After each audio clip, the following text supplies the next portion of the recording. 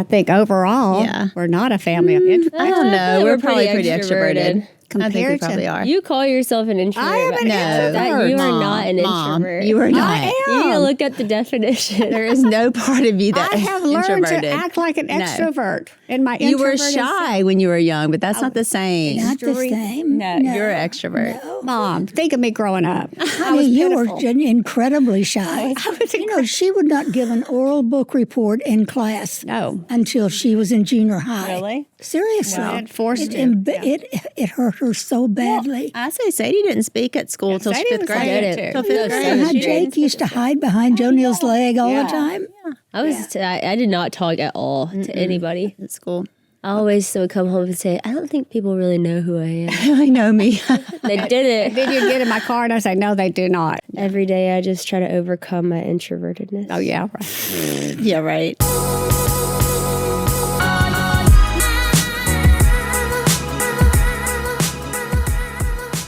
What's up, everybody? Happy Whoa, That's Good Wednesday. I hope you're having a great week, but per usual, it is about to get so much better. Y'all, I have some very special guests that are some of y'all's favorites, and of course, my favorites. Also, I will pre-warn you listening to this podcast, I've had a cold.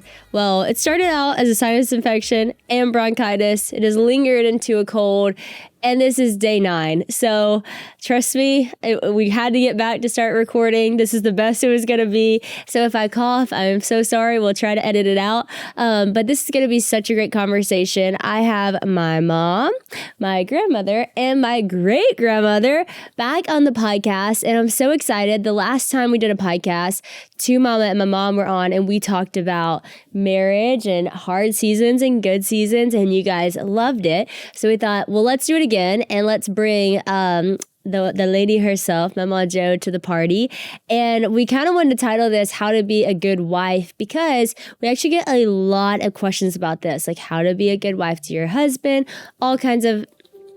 I am Mom, so sorry. act like you've been here before. I am so sorry. Act like you've been here before. It's John Luke. Oh my gosh. Sorry. No, you're great. Kids waiting to tell I know. you. I know. All the sick kids are calling my mom right now. And I accidentally gave it to everybody. So there's always someone in the family that does that too. And that was me this time. You never want to be that person, but it just cycles sometimes you around. are. Sometimes it's you. I went to the doctor. I tested for everything scary. It was all negative. I said, party on. And then we moved into a house all together for 5 days. Went to the beach in one house all together for 5 days. Yes. Yeah, I'm like, no one's going to get it. And then when Haven got it, I was like, everybody's going to get it. Yeah. Because everyone holds Haven. True. Haven was stealing everybody's lip gloss. I saw it happen. So it really actually wasn't me. It was my daughter. But anyways, we actually get a lot of questions about this. And so I printed out some of y'all's questions you've sent in on the DMs. But before we get into all of that, well, actually, I will start with this because it is important we talk about this. Oftentimes we talk about the Proverbs 31 woman. And yes, we all want to be that. And one thing we don't want to be is the Proverbs 21 woman. I was reading about this morning. It says in verse 9, and this is in the Amplified version, because Amplified just adds the extra, and I'm all about that. It says, it is better to live in a corner of the housetop, in parentheses, on the flat roof exposed to the weather, than in a house shared with a quarrelsome woman. And I was like, dang, that just says it how it is. When you said Amplified version, I was wondering what they were going to amplify, because that verse is pretty it's pretty extra anyway. It's wow, okay, tell it like it is. They always know where to pack the punch. Exposed to the weather. It would be better to live there than in a house with a quarrelsome wife. And I think that is probably true. You know, I think Christian and I talk about this all the time. I'm like, so grateful for who you are, you know, that we get to be married to someone who, you know, is intentionally trying to live a good life, because therefore we get to live a good life in exchange when your spouse is pursuing God or pursuing being a good person. And so we're going to talk all about that, and I'm excited about that. But before we do, Mamaw was not on the last podcast, so we didn't get to hear how her love story started. So Mamaw, tell us about you and Papaw Shack, how y'all met and how you fell in love. Well, we met 3 years before we ever discovered each other. Really? Yes. At that time, he was a basketball player for the Marine Corps. And I was dating the sports reporter for the base newspaper, and we double dated with Shack. I did not know this. I didn't know this and either. the girl that he That's so was fun. dating at the time, and just did fun things together. And the guy I was dating wanted to marry me, but I didn't want to marry him, so I left and came to Louisiana for a year to get away from him. To get away from him. him? And when I went back, the first night I was home, my dad said, "There's a game at the base tonight. Do you want to go?" And I said, "Well, sure." So we did. And your papa asked to take me home. And that was beginning of 57 years together. Wow. That's so cute. I actually didn't know that you were going on double dates. So where did y'all live? We did. Where were you living at the time? In San Diego. In San Diego. And then what brought you to Louisiana? Well, after your papa graduated from college, he went to work for a large business that was near Stillwater, Oklahoma. And we opened a franchise in Louisiana, and of course delighted that one was open because that's where our family was. So, Okay, So that's why cool. you came back to go to school, Yes. because your family was really here. yes. Mamaw's parents had moved to San Diego to help with the war during World War II. Wow. But their heart was in Louisiana. So she came back to Natchitoches and went to school at Northwestern That's right. Wow. in her runaway years from California. You run away from your boyfriend. Runaway years. That's funny because that's Rebecca too. Remember, gonna say I that. always say about Rebecca, she didn't break up with anybody. She just moved. It was like she left like Louisiana to go to California and just kind of like that's how she broke up with somebody. She's And then when she came back from California, it was the same thing. She just kind of just like moved. That was her She's the breakup. ultimate like non-confrontational Yes. person. She's like, I'm just gonna move. We're like, but are you gonna That's tell right. him? I'm just gonna hope it just fizzles out. Well, that's kind of my personality. I'd rather remove myself and be part of a confrontation. Confront. It's hilarious. That's so funny. And so tell about the fact that you were a cheerleader for the Marine Corps. I right? was. That's how my association with the Marine Corps came about. I was at San Diego State, and my best friend in high school, a guy, had joined.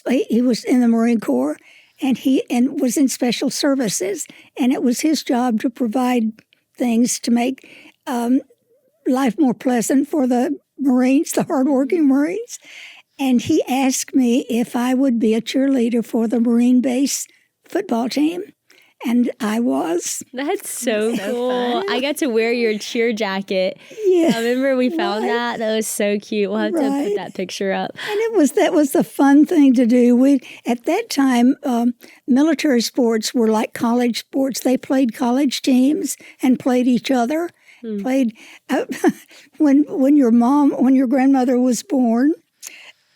Papa stayed with me until after she was born, and then he left to join the team in Denver. They were playing in an AAU tournament toward the Olympics, and I was still in the hospital when Papa left to go to Oh my play word. ball. Wow. And then he left for Korea and didn't see me for a year, right? That's right. Yes. To Japan. Wow. He went to Japan. Yeah. Wow. What a And I crazy survived that. Those of you who worry about your kids and what's happening to them when they're 1 year old, and You survived that. Had I a great survived that. relationship with your dad, I despite do. him missing that first great year of your relationship. life. I never held it against him ever, and I always knew the story. That's sweet. So tell me about what your dating time looked like with Pepball. What was dating like back in the day? Oh, that was movies and going to the beach parties, and there would be dances, and of course,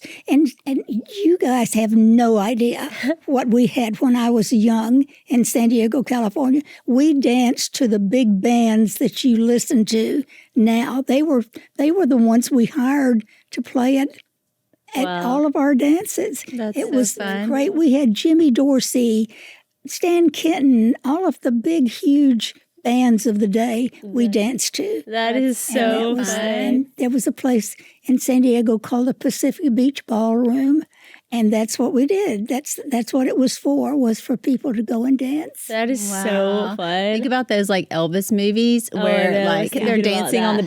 the beach parties. Yes, Was it yes. actually kind of like that? Nah, I never danced on the beach. But she was telling me the other day, because somehow we got on this topic of dancing, and she was telling me that she and her cousin were the best two dancers. And I said, well, Mom, because the dancing in those days was so much better than what kids do today or what we even did when we were in high school. It was intricate, it seems like to us. And I said, how did you learn it? She said, well, we practiced at the house. She said, we danced around the house all the time. And I said, but it's like, it looks like you have to we would go to dance lessons to learn that dance. And she said, it's just a rhythm. You have to learn the rhythm. And so That is Maybe that's where you got your dancing ability, Sadie. maybe so. I get a lot from y'all. Dancing and basketball. Those are my loves. I love that so much. Y'all, I want to tell you about Liberty University. It is a world-class Christian university that's been training champions for Christ for over 50 years. So whether you're looking into college for yourself or thinking about options for your kids, Liberty has so much to offer. I took online Liberty classes and it was so great. A lot of my family has actually done the same thing. Bella has graduated from Liberty. John Luke went in person. Will went in person. We obviously love Liberty. They've got more than 600 online degree programs, all taught from a biblically sound perspective. Classes are super flexible, 8-week terms, no set login times, and 8 start dates a year, which means that you can set the pace that you could actually learn from anytime and anywhere. And that's why I personally liked it so much. That's why my sister's thriving in it as well. Liberty also works hard to keep tuition affordable. Most undergrad programs include all learning material for free, which is huge. They also offer Liberty University Online Academy, which is a fully accredited private online Christian school K through 12.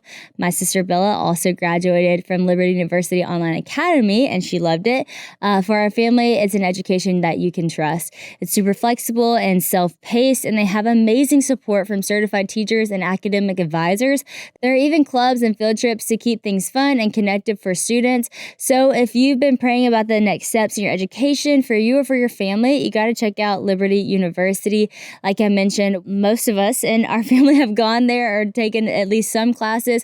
But actually going to the campus, it is stunning. So you can, of course, do the online, which is amazing, but the campus is like top notch. It will blow your mind when you go there. So friends, if you're ready to take the next step in your education or find the right school for your family, go to liberty.edu/Sadie to learn more. And because you're a part of the Whoa, That's Good podcast family, Liberty will waive your application fee. Go to liberty.edu/Sadie now and start chasing after those dreams. I'm cheering you on, friend. So how did Peppa ask you to marry him? You know, I don't know that he ever asked me. I think from the day that we first started dating, this was someone I was going to marry, and he felt that same way. Wow. So we just went toward that end. This all happened in January, and we couldn't get married during basketball season. That was forbidden. So after basketball, we planned our wedding after basketball season, which was about this time in April. Yeah, Wow. April 25th. That's Yeah. so sweet. Almost It there. is almost the Yeah. anniversary. That's sweet. Yeah. So, And didn't you make your wedding dress? I did. She sewed her own wedding And dress. I still have it. It's beautiful. beautiful. Beautiful. It is so beautiful. That is so cool. So much of like how y'all got engaged and how you got married and then making your own wedding dress. It's just so different than it's done today. You know, I mean, that's why I wanted to ask, because it's just evolved so much. It's so Right. wild. Yeah. It seems like it was a lot more, maybe less confusion, stress back in the day. It just kind of felt like if it was right, it was right, and you just kind of got married. Where If it today, wasn't, you just moved away. great advice. What was it about Peppa that made you think from the beginning that he was someone you wanted to marry? Well, you know, one of the things that really impressed me was my grandparents lived with us, and my grandmother was bedridden. And every time he would come to my house, he would go back first and speak to my grandmother and visit with her a little while before he came back to the rest of the house, and we visited together. That's so But sweet. it was It's amazing. and just the fact that he he loved his family, and all of his brothers were just so important to him. And his sister lived in Phoenix, which was not far from where we were in San Diego, so we went there often, and I loved that relationship that I saw. Everything about him. He was so concerned about my welfare, always. That's so sweet. I love that. I think that's a good tip in looking for a husband is how they treat their family, Yes. how they treat your family, how they treat their moms, their their siblings and all that. I think that's a really good thing to notice. It's so true. I remember noticing that about Christian on our first date. Because remember, we had like a 3-day first date time period when he came to Nashville. And remember I was talking to y'all and I was like not totally sure. And the next day we went, and when we did pottery, we were just talking. And he talked so much about his family and all of his cousins and how they live close to each other and how close he is with his mom and his brother's his best friend. And like that was when I started to really feel like, oh wow, I'm like was really interested because of how much he loved his family and how similarly he loved his family to the way I love my family.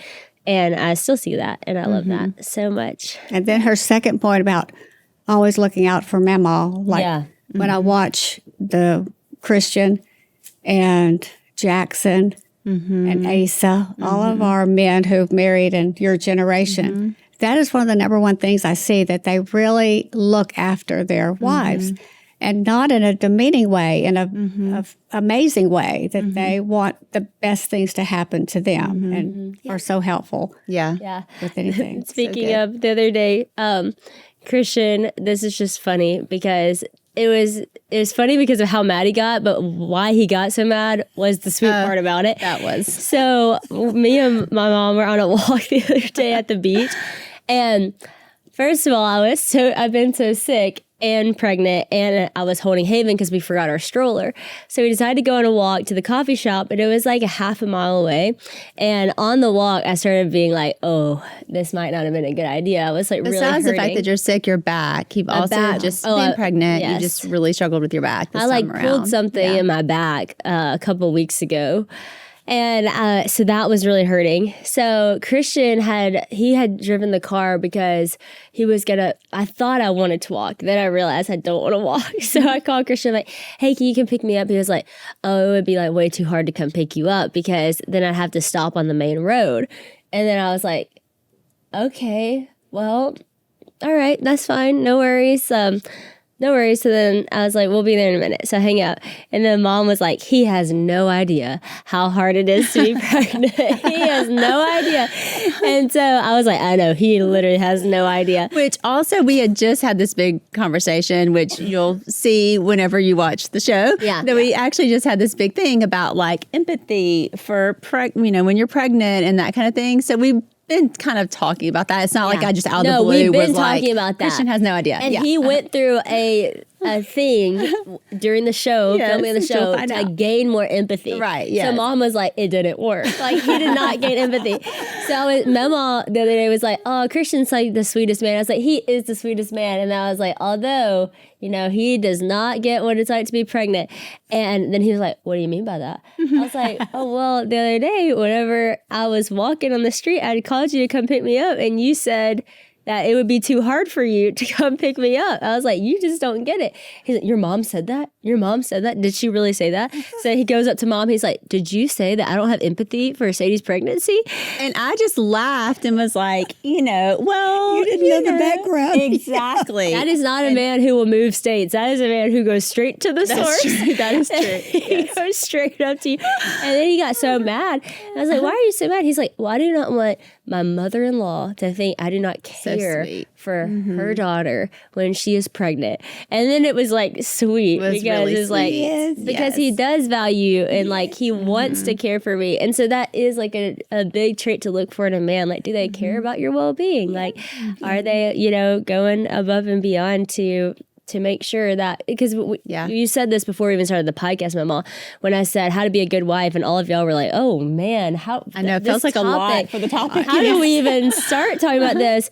And you said, well, you can't talk about being a good wife without talking about the marriage. Like it's big, it's not just one, it's two, you know? Right. So Mamaw, do you want to speak into that a little bit as we start talking about the topic of how to be a good wife? What do you mean by that it's about the marriage too? Wait, before we move on, I want to give this one tip because you mentioned that about me saying that about Christian. As a mother-in-law, this is just like an aside. I have found that your words are so important as mother-in-law. Yes. Like when I say something about one of the sons-in-laws, like they take it way more than I even expect. Sometimes I'll just say something like, I think it's funny, it's an aside. And then they're just like, oh no, does she think that? So as a mother-in-law, be careful with your words for your son-in-laws because they really do listen and they really do care about how you feel and what you say, and that you think that they're doing a great job as husbands. Right. So that is so true. Jacob is the same way. Yes. Like they care so much about what you say about them and think. And I do too about my mother-in-law. Like you want your in-laws to think you're loving your spouse well. Yes. You know? Yeah. So that's really good advice. Yeah. Okay, sorry. Marriage it's a combination of two people who come from totally different backgrounds always, and meshing together what you have and what your husband has, and having respect for each of those things. I think primarily that's one of the finest things you can have in a marriage is to have respect for one another. Appreciate who they are and where they are in life, what they like, what they do. You know, it's like basketball. I was not a crazy basketball fiend, but I went to everything Papa did because it made him happy. And he did the same thing with me. He wasn't crazy about going to see my kids perform in an opera at school, but it was just he absolutely loved it after we were there because it made me happy that he was there and enjoying that with me. So does that come anywhere close to that's really good. What the answer is to that? I think that's really good. I feel like that respect word is so important because husbands want to be respected and want to feel that. And we want to be respected and feel that. So I think that is that mutual respect for one another is a real key in marriage. And it's easy you're with this person all the time. So you know all their faults, you know all their flaws, you know all of that. And so if you're not careful, you can get in a pattern of not acting respectfully to one another because you're together all the time.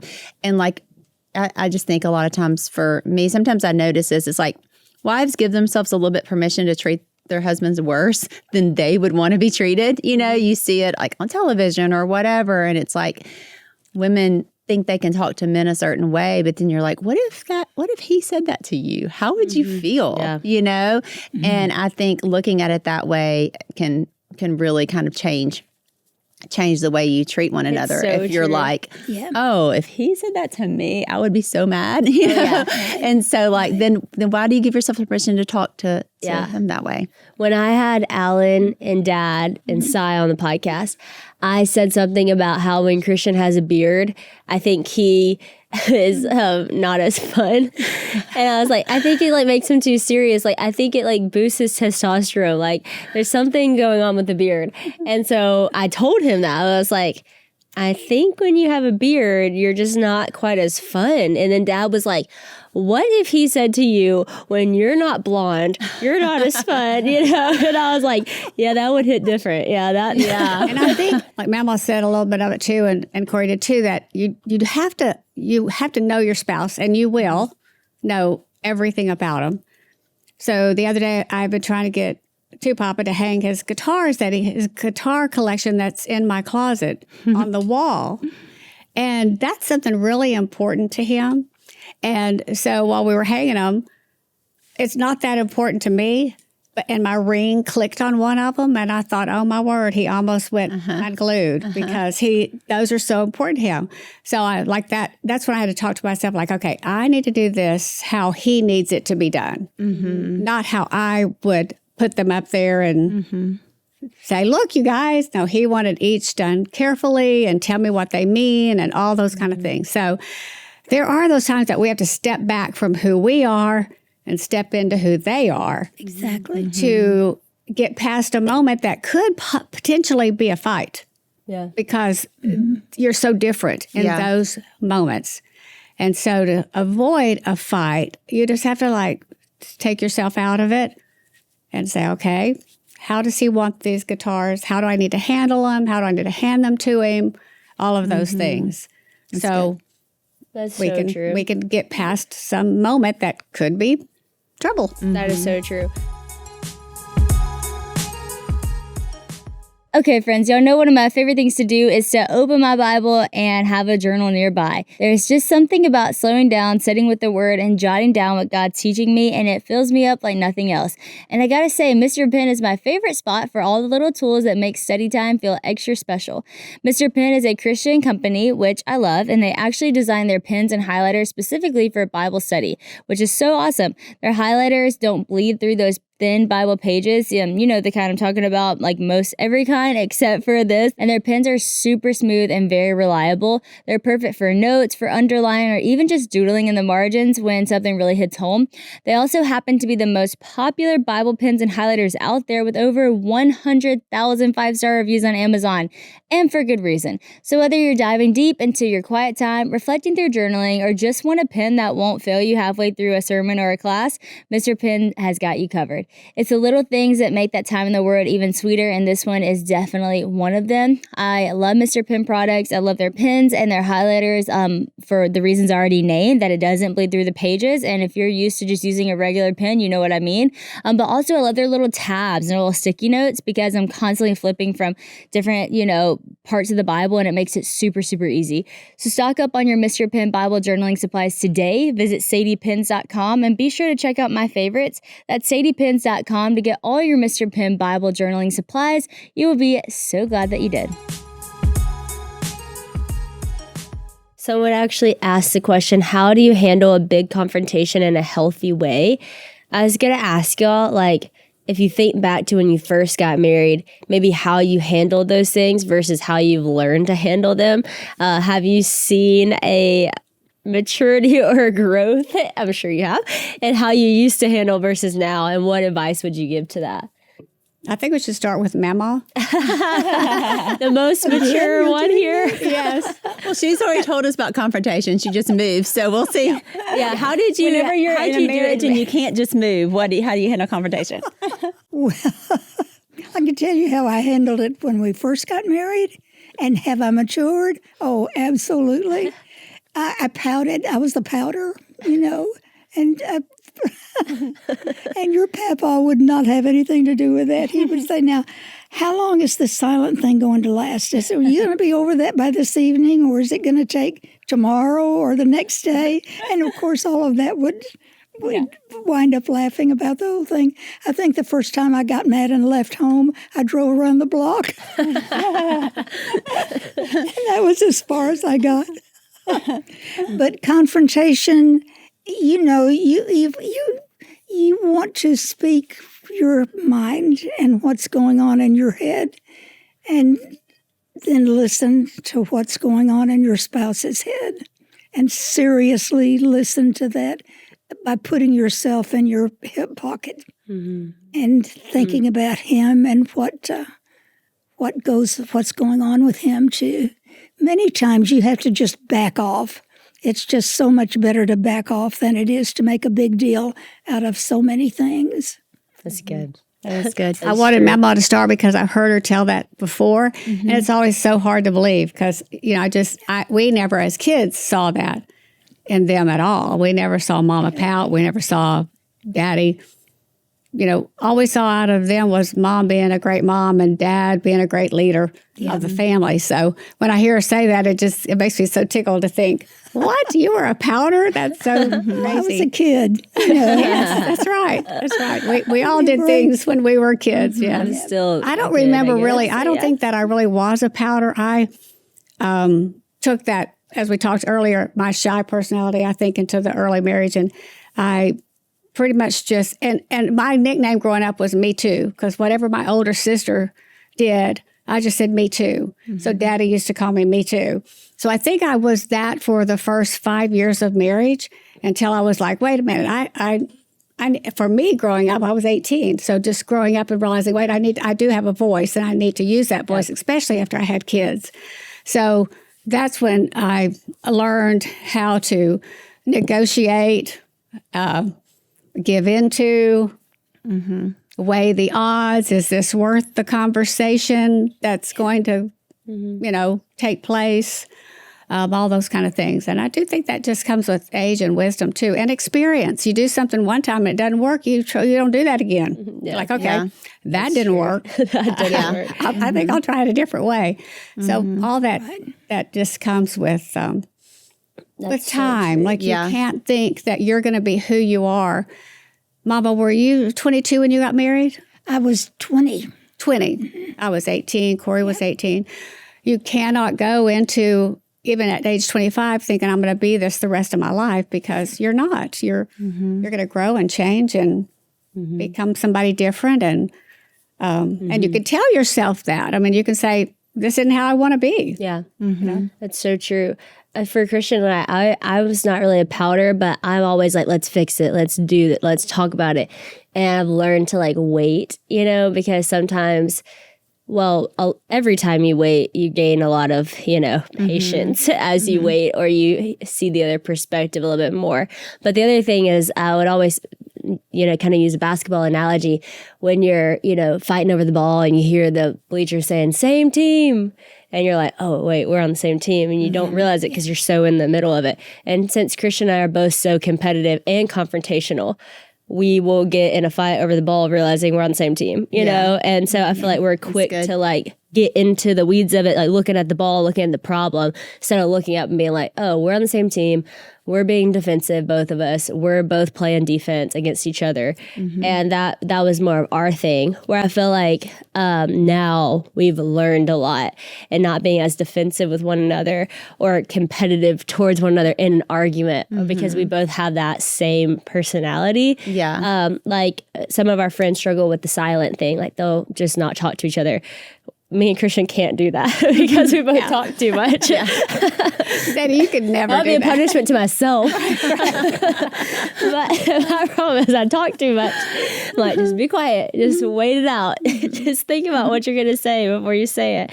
And ultimately, it's you don't want to win the argument. Because what did Elizabeth Hasselbeck, she said this on the podcast 5 years ago.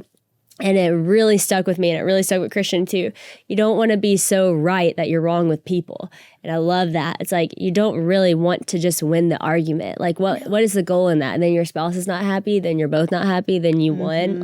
It's not the same as winning something, you still feel bad. You don't want to hit the jab that that's not the goal. That actually makes it worse. And so I feel like we've learned a lot in that aspect. You don't want to hurt each other's feelings. You don't want to end up, saying something in an argument that makes it worse or hurtful or hits a deeper wound. And so you have to be so careful with the words you say and the arguments you dive into. So that was kind of our thing. That's good. What about y'all? Yeah, I was thinking about, I feel like y'all have all touched on so many things. So what I was going to say keeps changing as it goes around the room. But I think one of the things that, for us, similarly, in that we kind of go at it hard, and it feels like World War III or whatever for a minute. And just realizing okay, actually, everything's really good. It's just this one thing that escalated and became this big deal. And then just that reminder of oh, actually, and then sometimes it's just wait a minute.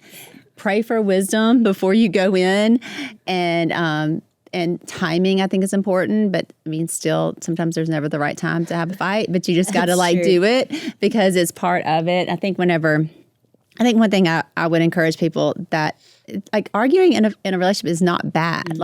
Negotiation is important. You have to do that because you are two totally different people, and you're trying to figure out how to do life every single day together. And so it's important to do that.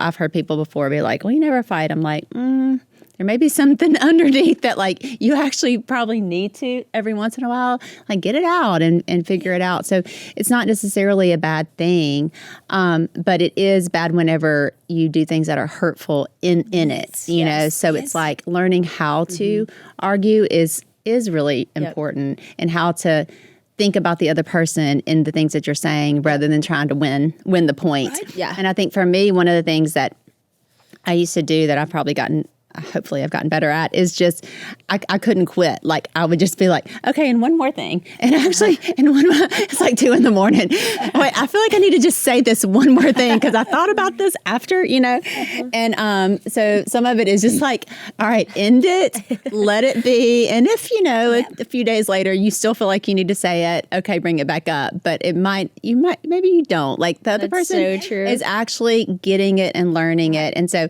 one of the things early on, Willie was not in a family that said they're sorry or did, really spoke their feelings a whole lot. And so, of course, he needed to learn to say sorry, which he has.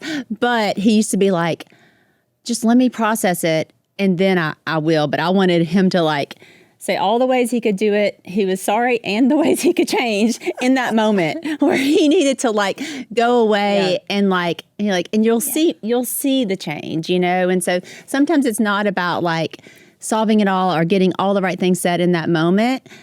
You said your piece, let the other person process that and then see ways that they hear you and change and understand kind of what it is. And then if they don't, okay, let's talk about it again in a month or so. Yeah. But I think some of that is just kind of trusting the other person that they're hearing you and the Spirit is working on them as well. And that you're being heard in that moment. Yeah, Miss Tara always tells us you're not their Holy Spirit. Yes, so good. You don't need to be their Holy Spirit. You need the Holy Spirit. They need the Holy Spirit. And if you're two people who pray, two people who are pursuing the Lord, then trust that the Lord is working on those areas in their life. Because normally when you try to be their Holy Spirit, it's annoying. It's it's just not going to work. You can't. And sometimes change things are that. gradual. Change happens in me gradually. So you can't expect it to happen just because of one conversation or one. So true. And I'm interested to hear what y'all think about this because how people say people don't change, but I actually think you said this in the last podcast. You change every 10 years. You're a new person every 10 years. And then so many of the things that I thought early on in marriage that Christian would be and I'd be oh, will this ever change? And it actually has. It changed when we had kids because when we had kids, he started doing things that I was kind of surprised by in a good way because wow, you really stepped into that role as a dad and as a husband, whereas I was kind of expecting that to maybe some of those things happen before and it didn't, and then it just did naturally because when he had kids, that's what God did in his life. And same for me. I'm sure there's so many things. He even talked about, for me, he's when we first got married, you were, back to the extrovert conversation we were having before this, such an extrovert. And now you're more chill. You like to be home with our family. And I'm still an extrovert. I still have friends over all the time, all the things. But he's I'm surprised by how much you've mellowed out, a little bit. And so what do y'all think about that saying people don't change? I think people do change, but I don't think personalities necessarily change. Who you are as a person today, Sadie, it's just like you really were as a person, personality-wise, when you were 12. But how we handle our own personalities changes by, again, like I said a minute ago, how people react to what you do. And you see, okay, that's not the way to treat people or whatever. Yeah. We learn how to be better people with the personality that God gave us because I really do think I'm still that same shy personality, but I've learned how to live outside of that to accomplish the things that I want to accomplish. And so, and Korie is the same as she was literally as a third grader. She likes to read. She's strong in her opinions. She's quietly stubborn. All the things that she still is. But she runs a company and she's on TV. Things that we never would have dreamed about when she was 15. 10 with a stutter, with a little lisp, we never would have dreamed about. So, but those things are all still her, but she has learned where God has taken her.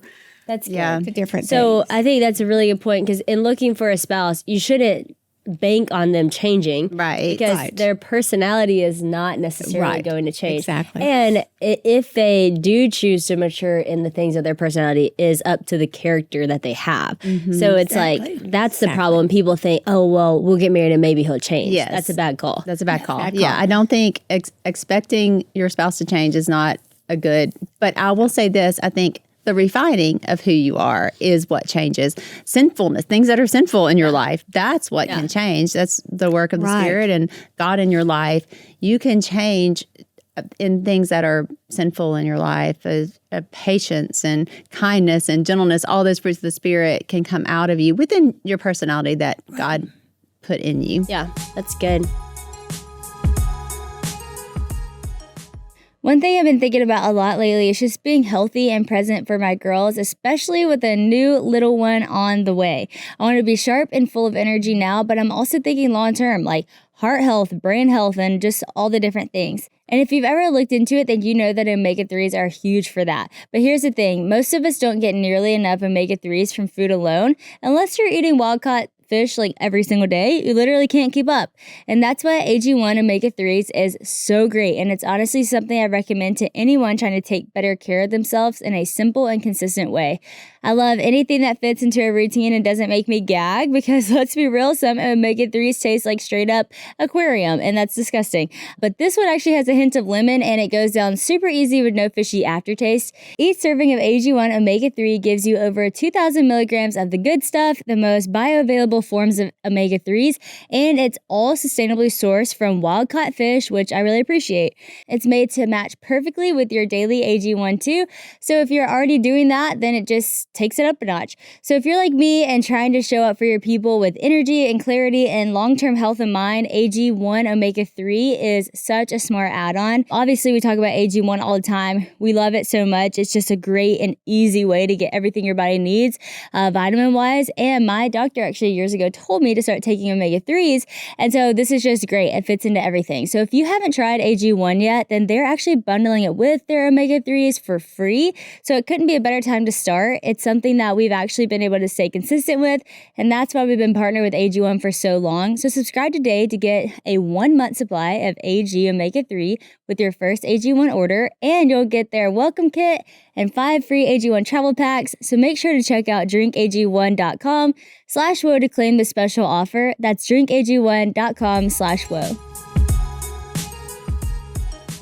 Mamaw, what about you? 94 years I'm agreeing, of wisdom. just agreeing. She said, I'm just agreeing. Mamaw said something the other day that was so good, and it doesn't necessarily have to do with this podcast, but I have to say it because it was like, whoa, that's good. So many of you have heard my birthday questions. I think every year on my birthday, I've done a podcast answering these questions. What's something you're leaving behind? What's something you're taking with you? So the other day, we're at Mamaw's house. It's her 94th birthday. And I said, Mamaw, let me ask you your birthday questions. What's something you're leaving behind and what's something you're taking with you? She said, oh, honey, this is going to be a hard one for me to answer, which is hard for everybody. So I said, yeah, take your time. And then she took her time and she said, no, I really can't answer that because I don't spend too much time thinking about yesterday and I don't spend too much time thinking about tomorrow. And I was like, whoa, that's good. And then I said, that is such good advice. And you said, well, I don't really know if it is. That's just the way I live my life. Yeah. I was like, man, I want to be like that. And I actually think that's good marriage advice too. You know, like you're moving on, you know, like you said, you got to put it to rest sometimes, but then some things are important. So you deal with it in the day.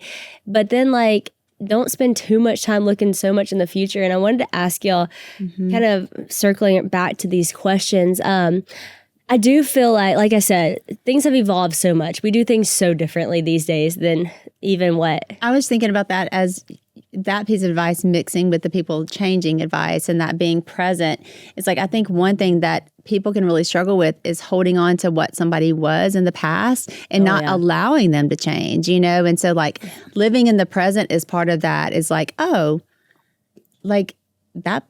They have changed. But sometimes you hold on to this like grudge or this perception of what your spouse was in the past and you don't notice that, oh, they've actually changed and things are really great. And but I'm still kind of living in this passing or living in this future of like, this is what I want them to be. Yeah. This is this vision I have for them. And like, I want them to be whatever it is, the T-ball dad or the this or the that.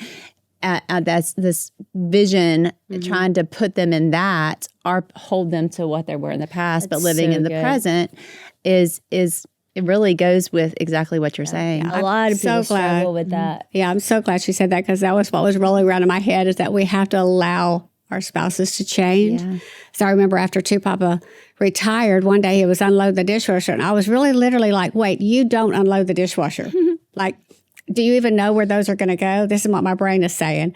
And then I'm like, wow, okay, this is a new person. This is this is Papa at home. Yeah. And he's unloaded the dishwasher. But would he have done that 25, 40 years ago? Never. He wouldn't have even opened the door to the dishwasher. So I think sometimes, and I watch this sometimes in older people, they don't allow their spouses to become a different person. They're kind of like, wait, that's not who you are. They're still speaking They're that, still- they don't help me with Right. anything, or they Yeah. don't. Right. And then you're like, they do. They actually do. Because that's They what I was do. thinking about with Christian. Whenever we first got married, early married, he wasn't like the fix it guy. He's not gonna fix the thing or whatever. And then the other day, he was super gluing Haven's little Jeep thing back together, and he was pumping all the tires back in the bikes, and he did all the dishes, and I was like, who are you? You're the fix-it guy. And he was like, I am on a roll today, And so that was so sweet because I was like, that was not who you used to be, but now you are, That's right. And that's what I mean by when he became a dad, he kind of just stepped into some of these things that, he Love it. So that's just good. really cool.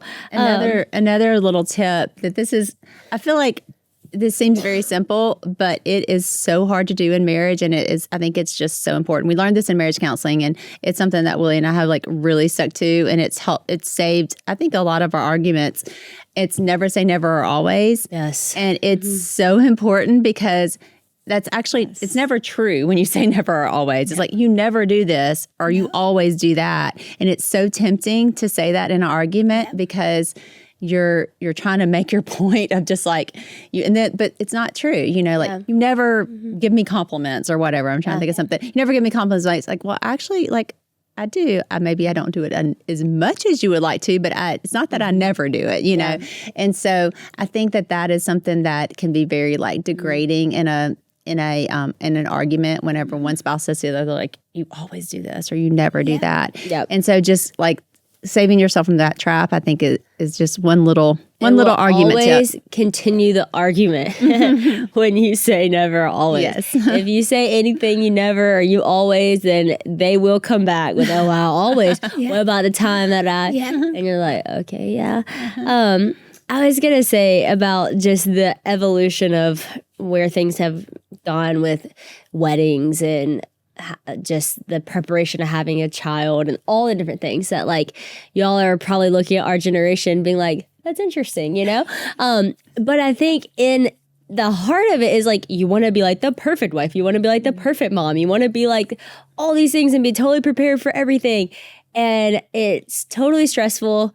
It is such a high expectation you put on yourself, and it's very hard. So we have a lot of people asking the question of, okay, I'm about to get married in a few months. How do I prepare for the first year of marriage? And a lot of people having their first baby. How do you prepare for that? And, you've said it about all your grandchildren, me included, seeing us prepare for these things, it's very extra, maybe in a sense.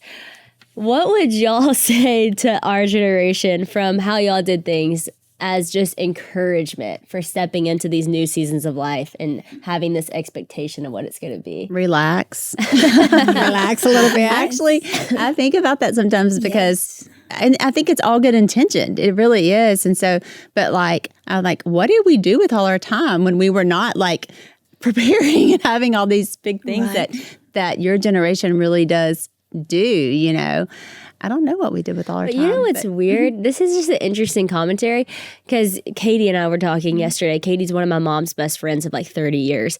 And she was telling me about when she was pregnant and she was 7 months pregnant and she had all these allergies because she was hearing how I sounded, her sinuses.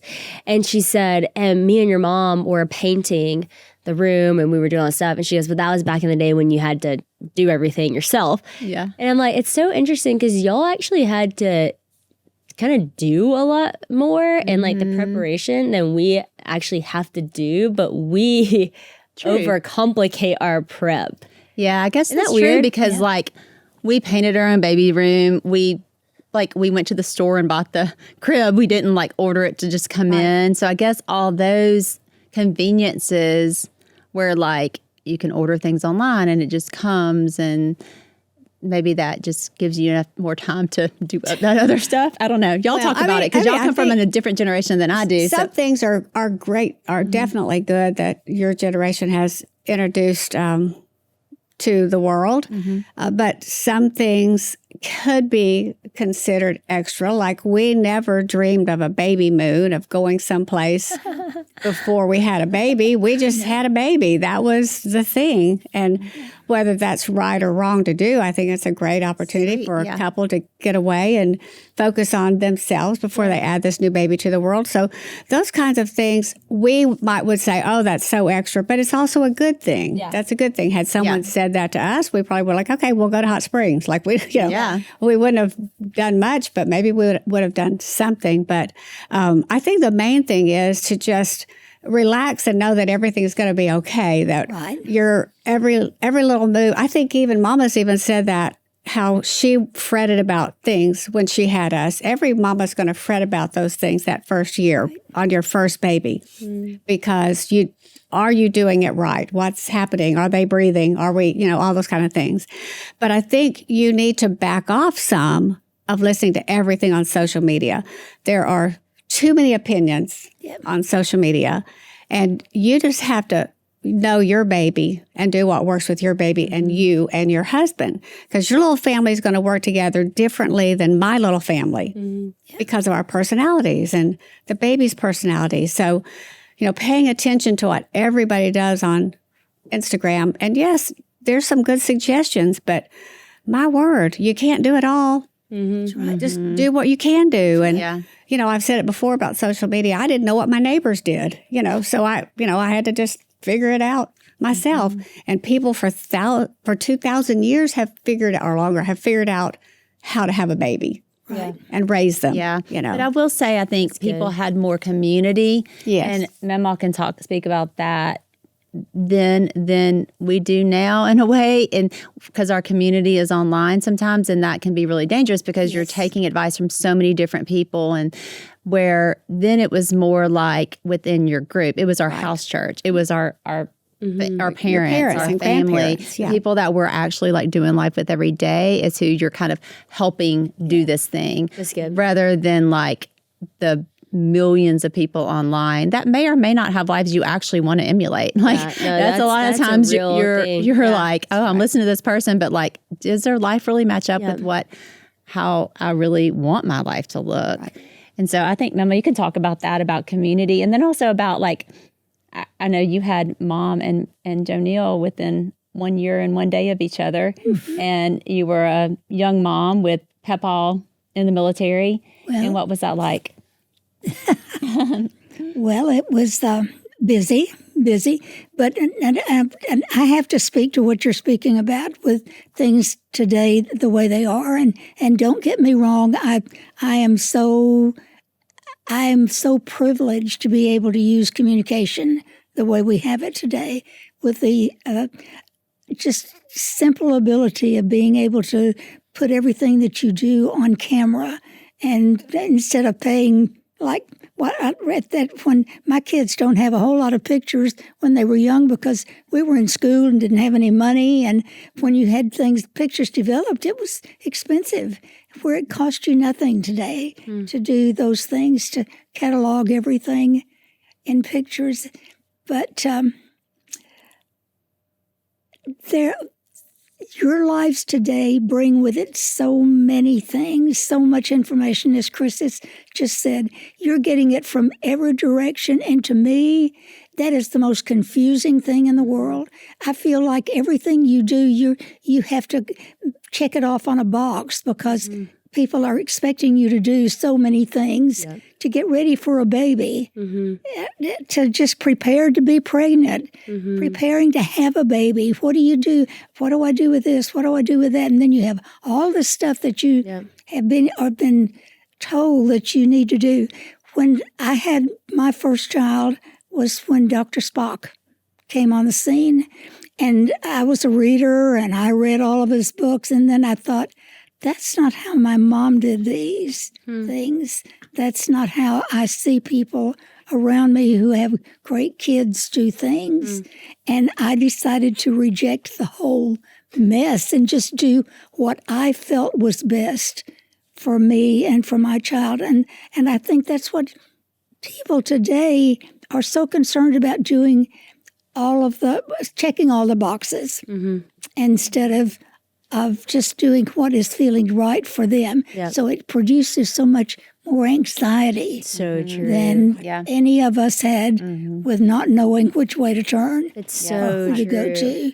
That's so true. It's very well put. And I think the boxes cause so much anxiety, and also you feel like judgment if you don't check a box. Yes, It's that's like, right. because if someone were to say, well, did you do this? And you say no, you feel like you're a bad mom because you didn't do that. Right. And so it's like this expectation that if you haven't done all these things, you're not a good mom. You're not providing a safe space for your baby. And all those things are expensive and sometimes not practical and a little bit extra and sometimes just not necessary, for you to have a healthy, happy, safe environment for your baby. Yes. And obviously as the mom, you want what's best for your baby. You're always going to want what's best for your baby. More than, as I always tell myself, I love this baby more than anyone else in the world. So I'm going to do what I think is best, no matter what the opinion is, because I love this baby. I'm their mother. I have been given the God-given instincts to be their mom,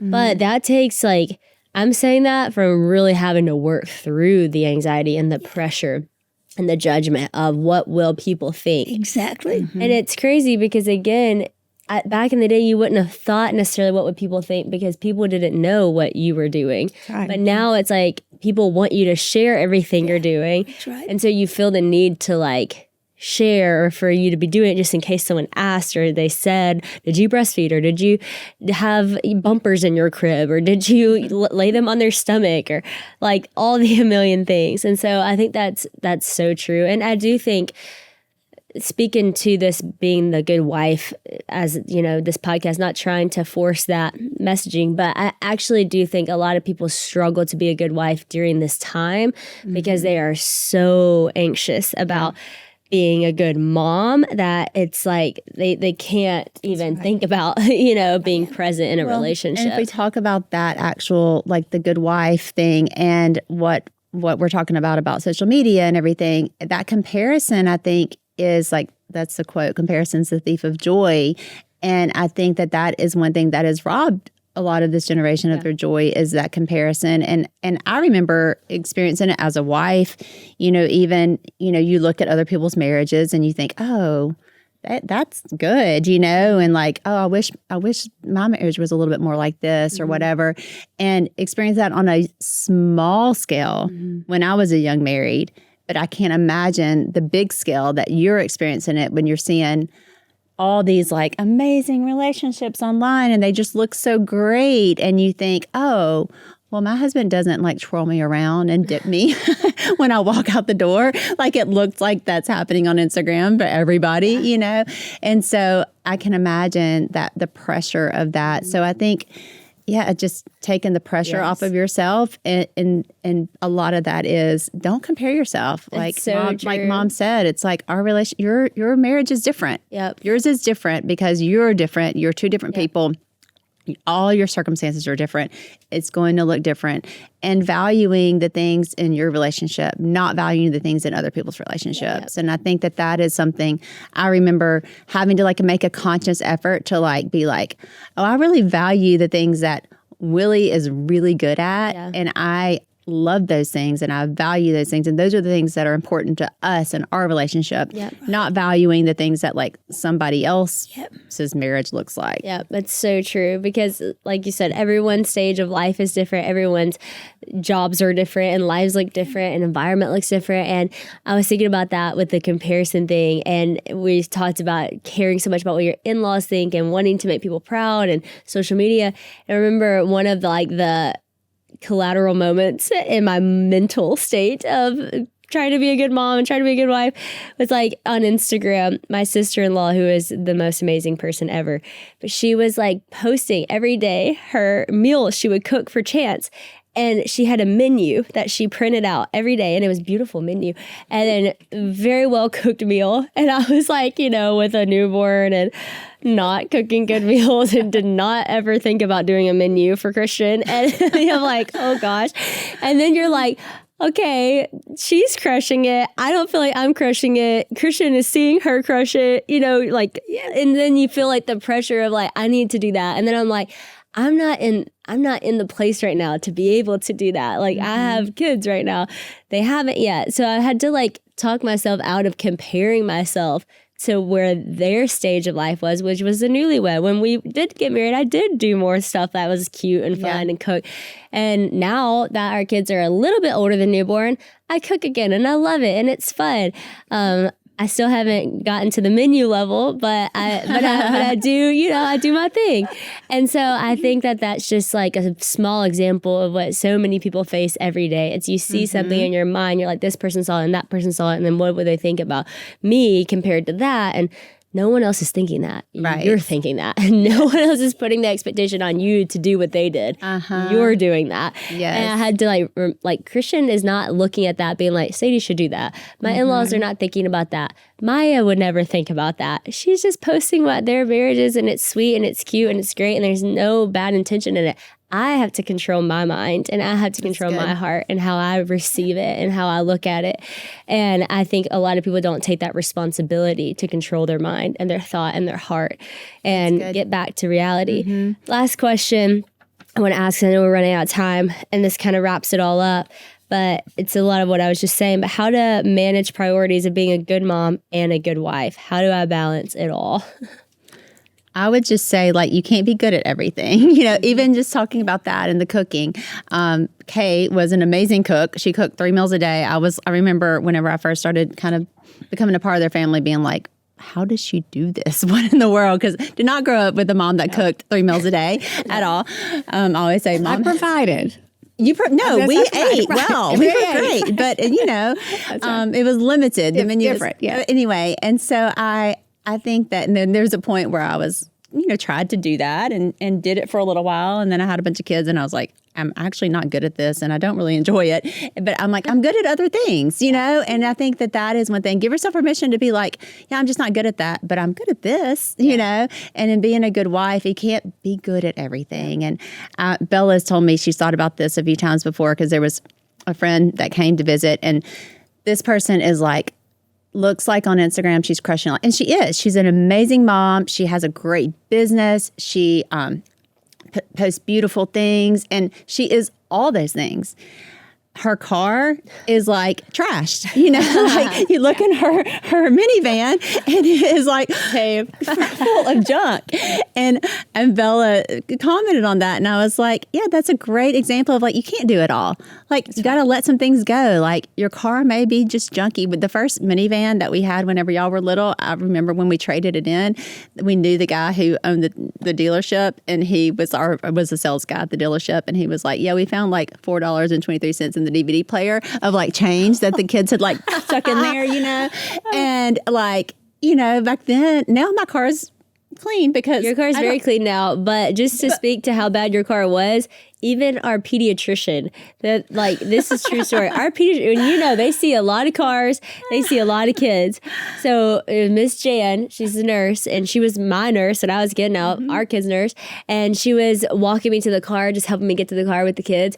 And she opened the car, and I said, "Sorry, it's so messy." She goes, "I'll never forget your mom's car." So every time I open that car, something would fall out. Yeah, like if she were it's so good. Yeah. It's so true. Like you might be great at business, but you're not great at keeping your car clean. That's okay. You're not going to be good at everything. You can't be. It's totally impossible. That's great. So give yourself permission to be. And I remember like even things that I used to be good at that now I'm not, that I used to actually be not good at that now I am. Now my car's clean. But I remember whenever Duck Dynasty started and our lives got so busy, I was like the person that always like showed up at the hospital I hosted the showers. I had the gifts for people, for friends and things like that. And when the show started, like I just could not do that extra stuff anymore.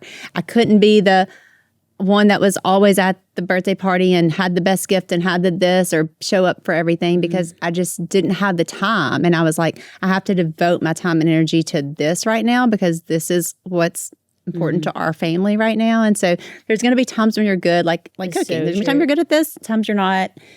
Give yourself permission to not be good at everything. That is so good. I received that last night. Christian played Nerds with us, which he normally does not play Nerds because he gets too competitive in card games. And so we were partners. Well, I was really having to watch myself because he is so slow. But I was so glad he was actually playing. Not very good at Nerds. He's terrible. He's terrible. And then I'm his partner. And so I was like trying so hard. And I was like, okay, babe, go a little faster. He's like, I can't be good at everything, babe. I can't be good at everything. That's the problem. He is good at a lot of things, which is why he's so frustrated about Nerds because he's not good at that because he is good at I was like, you're doing so good. I take it back. I love you playing Nerds. It was so funny. But to your point, yes, you cannot be good at everything. Anyone else? That was a good point, but I don't know that I'm ever going to be good at cooking. So, I mean, like, there are some things you'll get good at and not that. But I want to say this one last thing because I think sometimes people don't have the tools to be a good wife or a good mom. A good wife or a good mother. And maybe that might be their upbringing or whatever it is. And so don't be afraid to find, like when we were growing up, and I think Korie's generation too, our generation, we always had a weekly Mom's Day that, remember, you got bit one time. You may not remember that. We were there. And where we had trusted people from church teaching us how to be good wives and mothers. And we read a lot of books. Wow. And we used, like Mamaw said, we used our own wisdom to weed through the things that were important or not. So don't be afraid that if you don't have some of those tools that you need to negotiate with your husband or how to handle a 2-year-old, don't be afraid to look for a trusted friend. Yeah. Don't weed through everything on Instagram to find your answers, but find an older, wiser person to help you with that.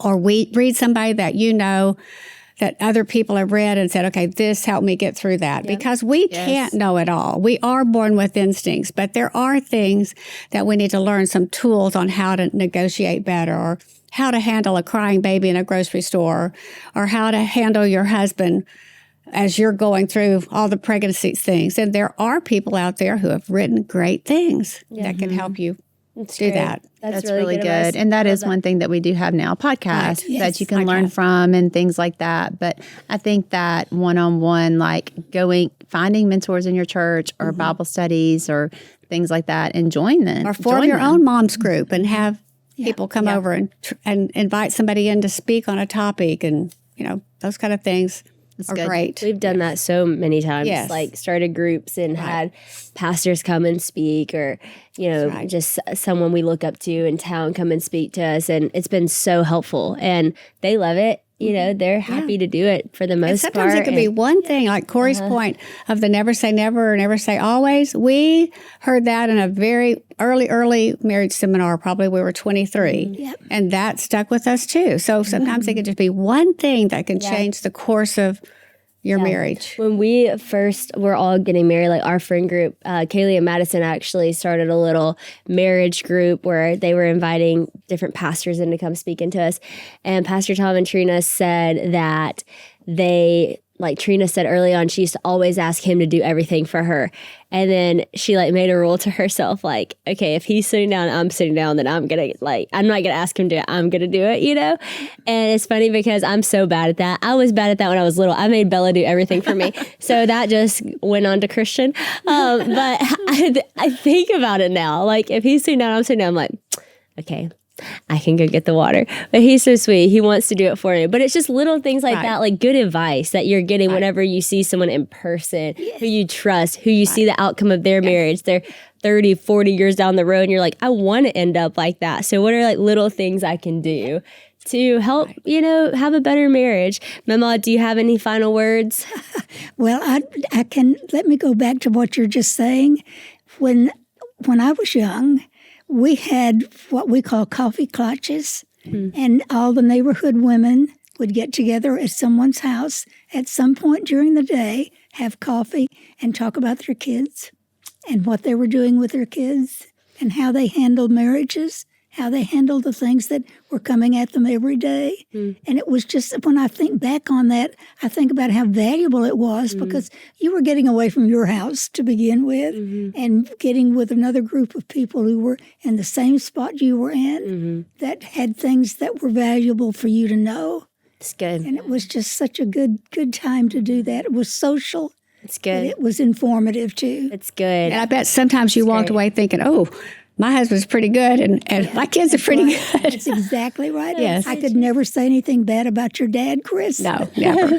And they all loved to talk about what the problems they were having with their husbands. I didn't get to do that. I have a friend group like that, and they've actually been on the podcast. We did a podcast a couple weeks ago about confession and friendship, and it was so good because that's what our time is, and we hang out outside of that too, but that time once a week around lunchtime is our time to be intentional about sharing where we're at and how we're doing, and marriage and family and kids and all of the things. And it's so helpful. It's so beneficial. So surrounding yourself with that group of people where, yes, you're getting that naturally, but you're also getting that intentionally. You're asking the questions, you're sharing the things, you're willing to listen to feedback, I think is so important as you journey through life. And so thank y'all so much for all of the wisdom. This was so good, so helpful. I knew I was going to learn a lot, and I did. And I hope you did too. Thanks for listening, and keep sending in great questions.